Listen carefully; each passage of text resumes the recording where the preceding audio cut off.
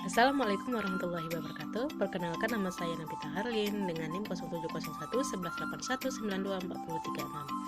Mata kelas A Indralaya, mata kuliah Keuangan Negara dan Daerah dengan dosen pengampu Ibu Dwi Mirati SIP LSI. Pada kesempatan kali ini saya akan menjelaskan mengenai pengelolaan dana perimbangan yang terklasifikasi menjadi 3 hal. Ada dana bagi hasil, dana alokasi umum, dan dana alokasi khusus. Dana perimbangan adalah dana yang bersumber dari APBN untuk dialokasikan kepada daerah sebagai bentuk dari pelaksanaan desentralisasi yang ditetapkan setiap tahunnya. Adapun tujuan dari dana perimbangan ialah untuk menciptakan keseimbangan keuangan antara pusat dan daerah, sedangkan tujuan dari dana bagi hasil ialah untuk memperbaiki keseimbangan vertikal antara pusat dan daerah dengan memperhatikan potensi daerah penghasil. Sedangkan tujuan dari dana alokasi umum ialah untuk pemerataan kemampuan keuangan antara daerah melalui penerapan formula yang mempertimbangkan kebutuhan belanja pegawai, kebutuhan fiskal, dan potensi daerah. Sedangkan tujuan dari dana alokasi khusus ialah untuk mendanai kegiatan khusus yang menjadi urusan daerah dan merupakan prioritas nasional. Nah, pada kesempatan kali ini saya akan mengambil contoh kasus dari dana bagi hasil, yaitu tuntutan dana bagi hasil subsektor perkebunan kelapa sawit yang ada di Provinsi Riau. Berikut penjelasannya. Perkebunan kelapa sawit merupakan subsektor unggulan dari Provinsi Riau yang seharusnya menjadi sumber pembiayaan dari peningkatan pendapatan daerah Provinsi Riau.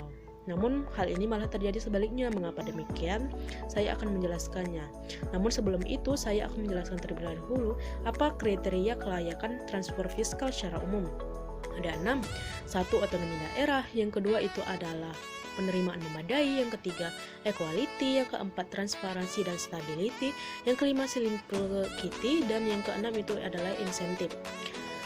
Pelaksanaan perimbangan keuangan antara pusat dan daerah subsektor perkebunan kelapa sawit merujuk pada Undang-Undang Nomor 33 Tahun 2004 tentang perimbangan keuangan antara pusat dan daerah. Mengalami begitu banyak permasalahan yang akan saya jelaskan dalam berikut ini.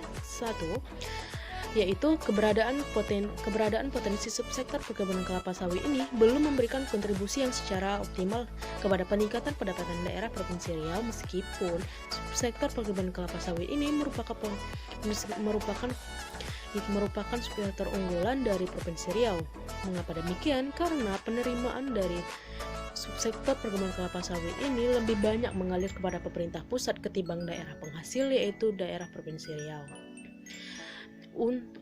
Seharusnya tujuan dari dana bagi hasil ini ialah pengkompensasian penerimaan keuangan dari pusat ke daerah.